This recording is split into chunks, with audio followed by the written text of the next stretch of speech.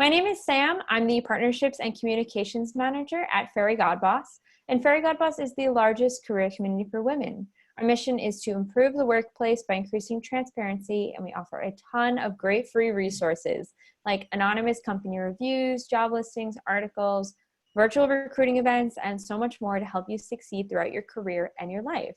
So we will be taking questions at the end of today's webinar. We have about a 15-minute presentation, and then we'll turn to any and all audience questions that you have. You can leave your questions throughout using that Q&A feature. You'll find it at the bottom of your screen. It should be right next to your chat button.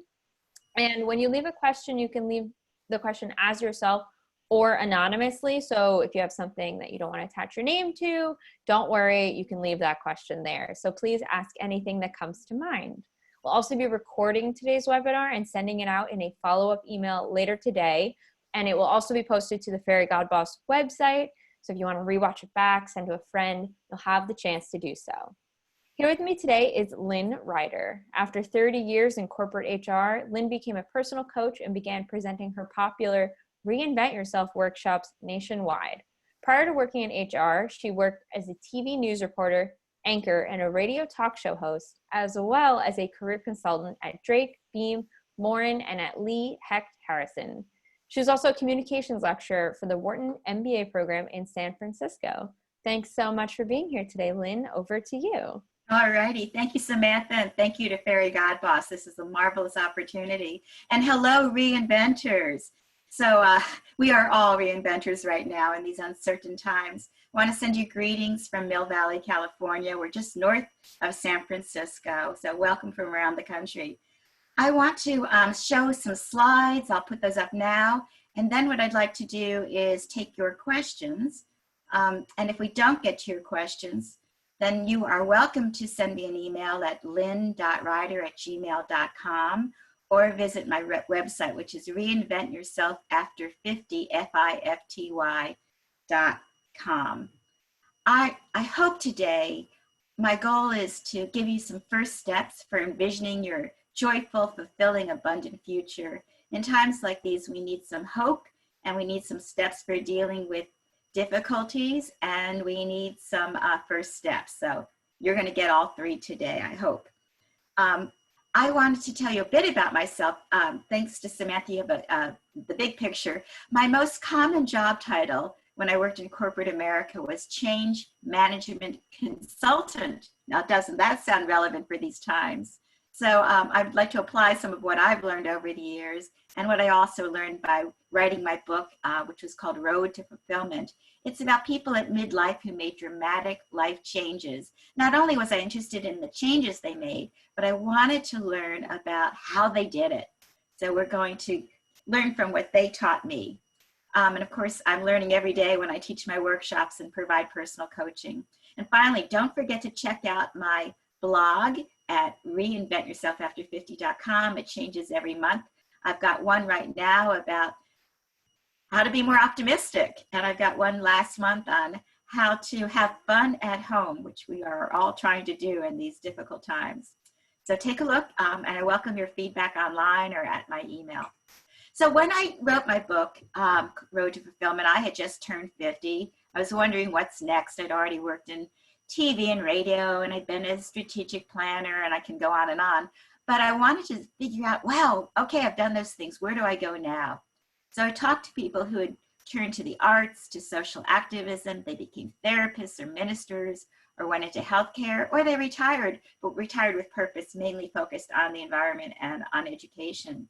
And I talked to, a CIA agent, an analyst, who said, I've had enough of this, and he started an art film theater. I talked to an IT person who said, I'm up to here with being in IT. So she became a minister, and so on and so on. So you're welcome to go to Amazon if you're interested in the book, or go to my website. But most importantly is what I learned. And what I wanted to focus on is this stage of life. Those of us who are over 50, we bring so much wisdom and experience to what we do. And at the same time, we're dealing with some amazing challenges. Maybe you've been laid off, you may have aging parents, or you may have lost loved ones. Your children may need help. There are health concerns at this stage of life, financial questions, of course. And many of us face age discrimination, which can be overcome. So this makes it much more challenging and fulfilling for me to focus on this period of life. But there are some steps, and these steps are steps I've used in corporate America. I've used it in personal coaching. I've used it in workshops. And what we are doing now is many of us are, in a sense, taking a break. This is not life as usual. And I would tell almost anyone who's ready for a major change, take a break, even if it's a short break. Take time to walk in nature, take time to meditate, take time to start journaling, write morning pages, 3 pages every morning as soon as you get up. Just start reflecting. And this is a time now in our lives where we can assess our current situation. We can get clear about our hopes, our goals, our fears. It's all a time to just really get it out on paper, get it out by talking to others, and get very clear about these things, hopes and fears. What are your hopes for the next 2 years or so? What are your fears? I also encourage my clients to revisit their values because they've probably changed. As we're going through this period right now, our values are changing. I think many of us are focusing more on connection and personal relationships than we ever have. So that's important to know about as we move forward. Also, get clues to your passions. One wonderful way to do this is by looking at people you admire. And I have found that even looking at people I'm jealous of or envious of gives me a clue as to what I really want to be doing. So think about that. In my workshops, we have a 37-page workbook, and as we work through the workbook, people will start writing down some of these ahas about people they admire. Think about times when you were happiest in each decade of your life, in your 20s, your 30s, your 40s, your 50s. There are clues there. Pay attention to those clues. There may be something back then that you want to revisit now. We're going to talk briefly about getting unstuck. That's another key step. I really appreciate the work of a psychologist who's passed away now. His name is Albert Ellis, and you can go to YouTube and find his marvelous videos. And finally, we'll start to create a vision and a plan for the future.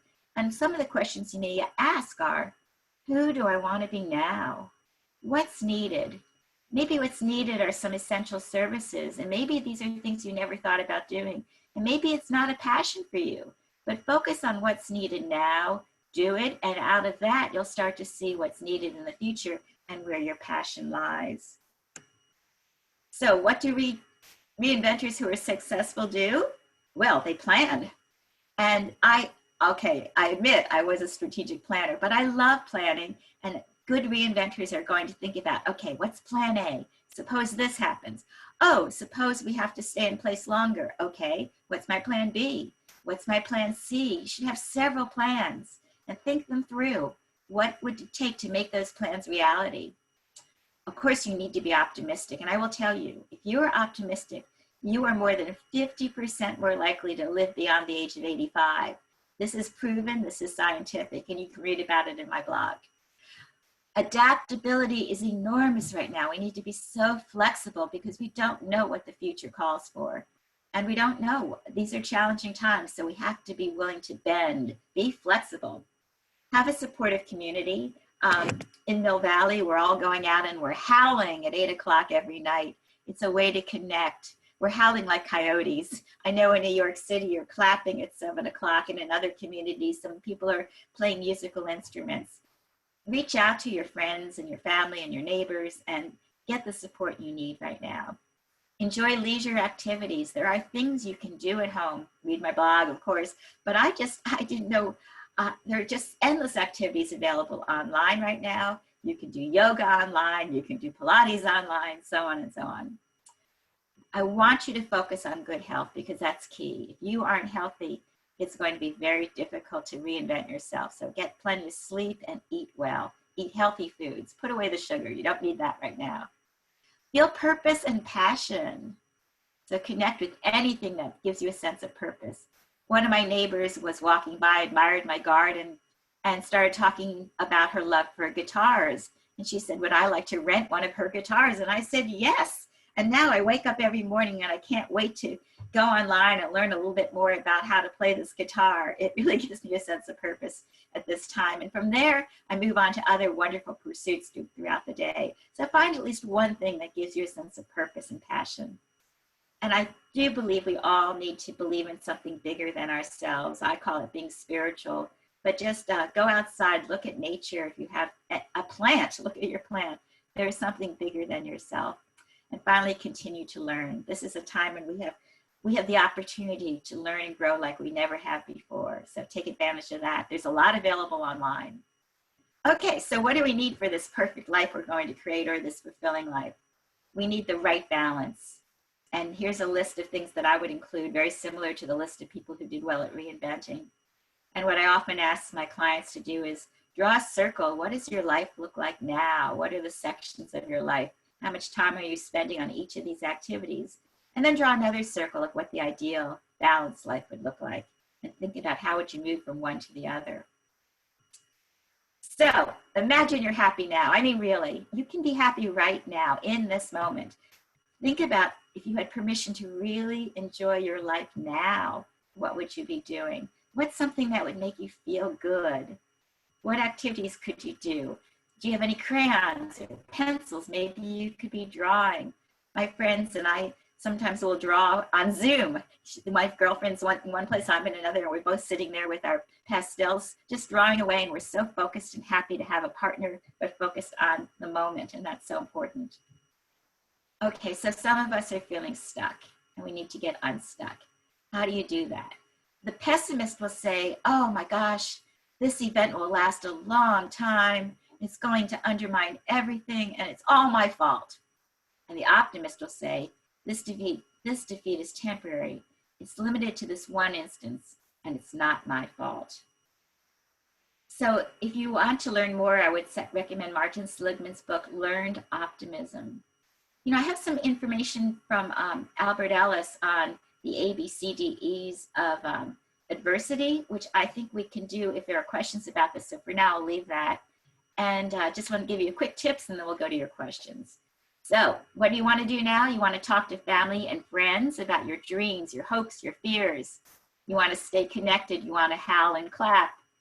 Focus on what you can do, not on what you can't do. You want to exercise. Exercise at home. Do you have a yoga mat or a rug?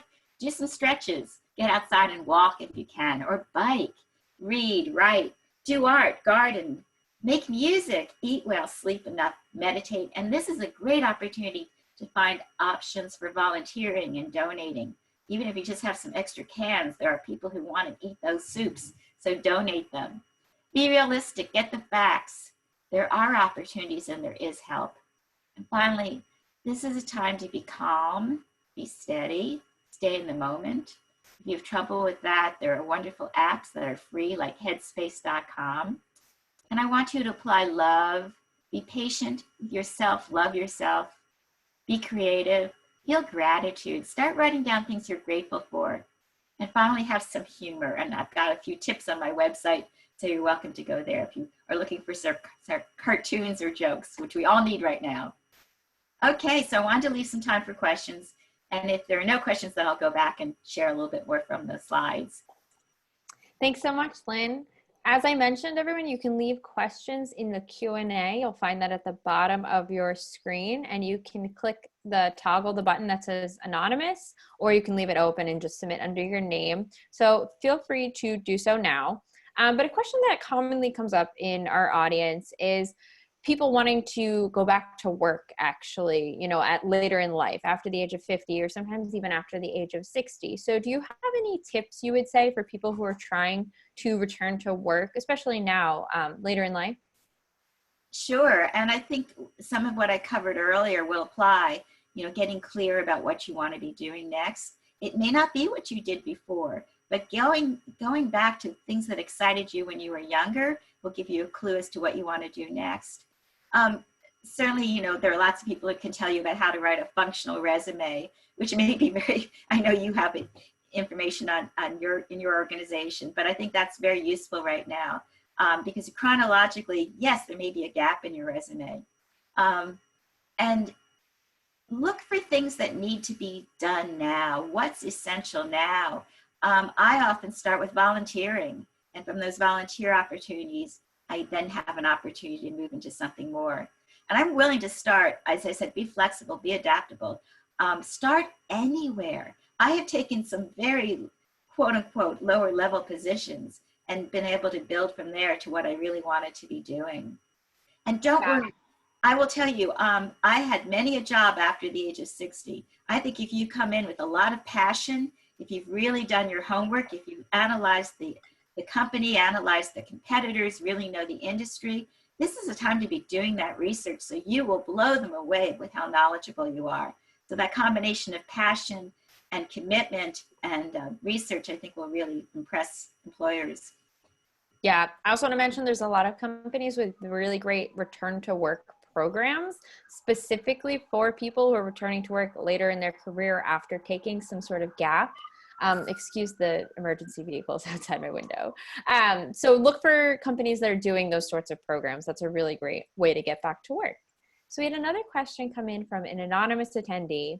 They said, you mentioned ageism in an early slide. As a job hunter, do you have any resources and advice, I would assume, to overcoming ageism, kind of in like hiring practices and in companies? Sure. I don't have it right here. The biggest thing is there's a lot of research out there by AARP. If I can pull it up, I will, about what we bring, because we bring so much experience and knowledge. Our work record is amazing. In fact, we don't take many days off. We don't seem to get as sick as other people. And I don't have it right here. If that person wants to email me at lynn.ryder@gmail.com, I can refer them. I have a big bibliography I can refer them to. And Samantha, you probably have some tips as well. Yeah, we have a lot of tips on how to overcome ageism. It's specifically looking at corporate cultures. And I mean, you alone are not going to be the one that changes the entire workforce, but small steps, encouraging, multi-generational kind of teams, working, across the entire industry with, younger people and older people, creating these more successful teams is actually proven to have great business results.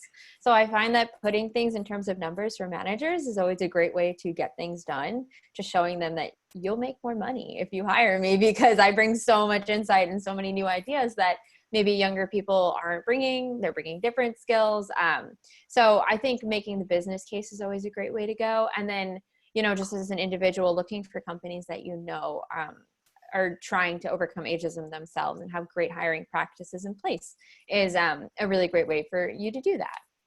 A question here from Kathy that I really like. She says, I'm in the corporate world now. I have a great job, but I'm thinking I'd like to make a big change in the next 2 to 3 years. Can you give me some guidance on how to operationalize a plan to do something different? I love that. Like coming up with a plan, looking ahead. I know I don't want to make a change right now, but in the next 2 years I do. What should I start setting up for myself? Sure. A great example in the first chapter of my book was the CIA agent, who very analytical man, brilliant man, who had a long-term plan for how he was going to exit the CIA and create his art film theater. And he does step by step talk about how he went about doing that. So that's one resource.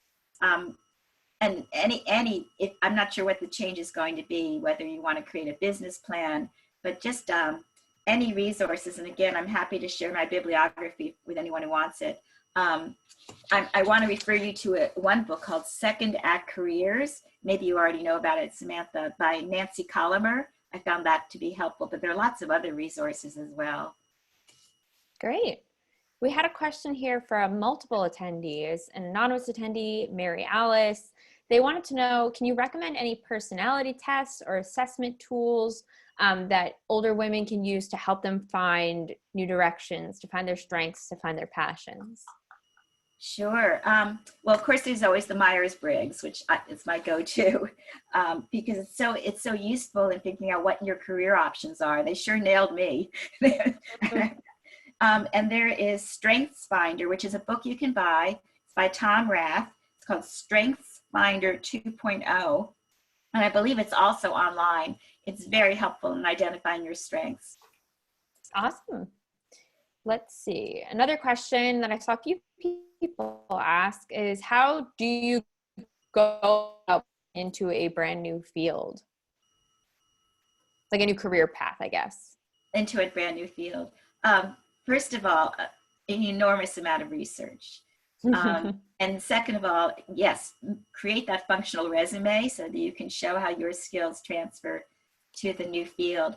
Connection is huge. I have gotten jobs that, frankly, I didn't consider myself qualified to get, but I knew people who did those jobs. I used LinkedIn and, of course, other resources. But I reached out on LinkedIn, and people were so generous and talked to me about how my strengths could transfer over to what they were doing.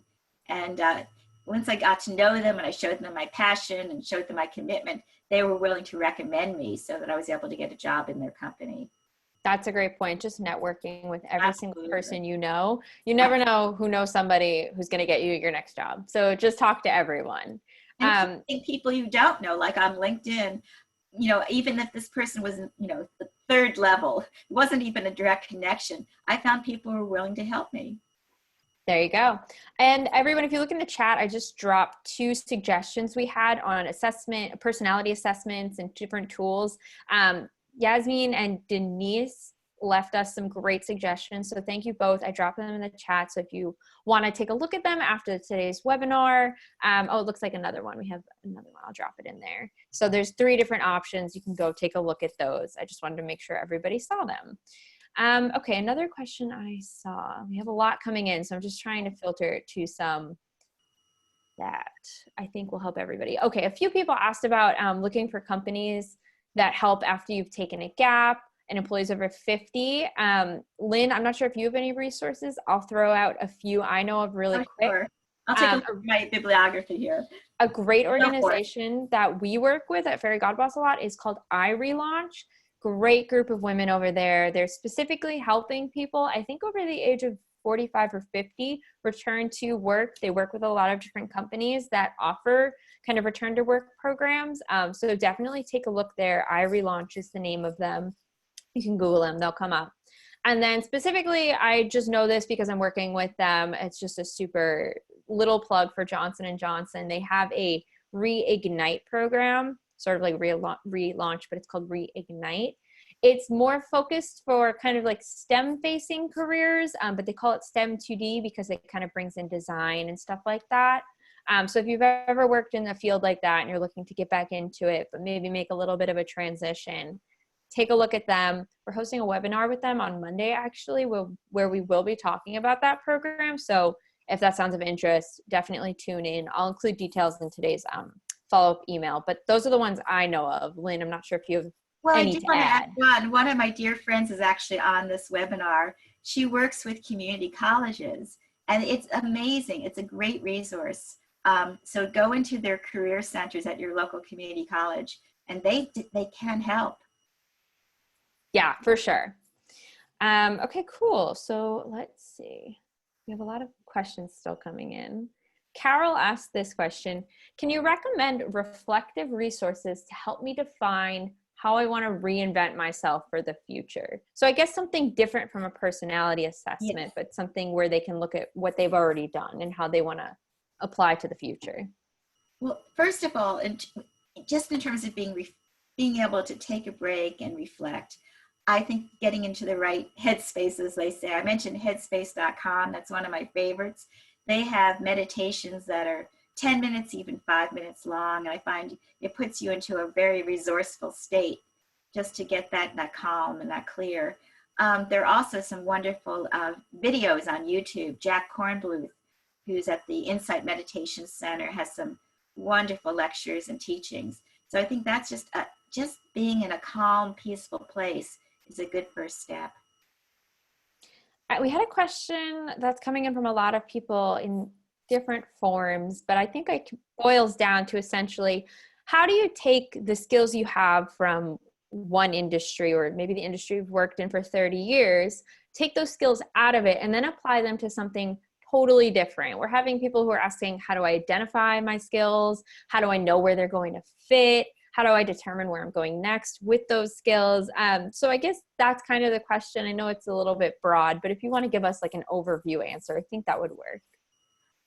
Okay, I like the idea of starting with something like a strengths finder, because that will break down what your strengths are. And some of those you can make the transition from your strengths to the skills that support, that you've used as a result of having those strengths. And then really get clear about where do you think you'd be happiest? And I went through some steps on talking about that when you look back over your life or looking at people you admire. So that will help you to get clear about where you want to go next. And then think about, okay, what would it take for me to be doing that kind of work? Then look for your strengths and your skills and start thinking about which ones would apply in this new opportunity. Okay, another question here from L. Parker. She talks about having a functional resume. She's going from education into business. She has the experience, but she's finding that she's never getting the chance to actually sell herself. So get to the interview and really, pitch herself to the recruiter. Do you have any tips for her to get through kind of those initial screening processes? What comes to mind, and I would love to work with her and give her more, but right now what comes to mind are those connections. That's how, in my own experience, that's what's worked. If somebody can recommend you, then you can get that interview. But without that personal connection, it can be very tough. So start wherever you can. As you said, it can be relatives, right? It can be family. Mm-hmm. It can be, I'm in a lot of hiking groups and bicycling groups. It can be somebody I hike with. And that personal connection can help you get to the interviewer. I would completely agree with that. That was going to be my advice as well, is just network. Go to your LinkedIn, create a Fairygodboss account, go wherever you know that there are other people who want to help you, working individuals. And even past that, if you're not having success on those, go outside of that. Like Lynn said, if you're in hiking or biking groups, go to them. Maybe they know somebody, or maybe they have a relative who works there. Just expand your circle as wide as you can, because I always love to say it's a really small world. You're going to find somebody who knows somebody. Okay, cool. Alrighty. So I think we've just about answered everybody's questions. So I want to say thank you so much to Lynn for being here today. Really appreciate your time. Thank you so much. I'm going to end with a quick quote, and this is from the philosopher Goethe, who said, "Whatever you can do, do it, or dream you can do, begin it. Boldness has genius, power, and magic in it." So get going. You can do it. All right. Thank you so much, Thank Lynn. you. And thank you, everybody, for joining here today. Really appreciate your time. And we'll catch you at the next one. Okay, doke. Bye-bye. Bye.